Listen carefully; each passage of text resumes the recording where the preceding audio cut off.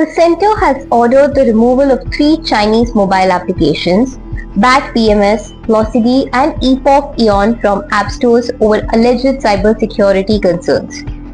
The apps were allegedly misused to remotely disable battery-operated vehicles in India.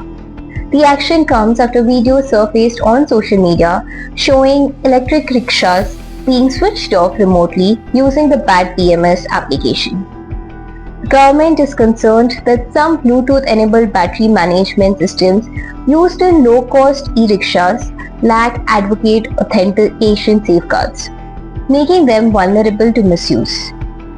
BAT PMS, developed by China's Shenzhen Greenergy Technology Co. Limited, is designed to monitor lithium battery performance, including charge level, voltage, current and temperature.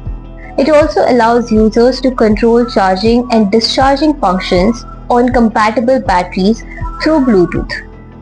Officials said the app is marketed as a battery management tool, but concerns arose after its alleged misuse to remotely access and disable battery-operated vehicles. Following these findings, the center directed that BAT PMS, Losigi and Epoch Ion be removed from app stores.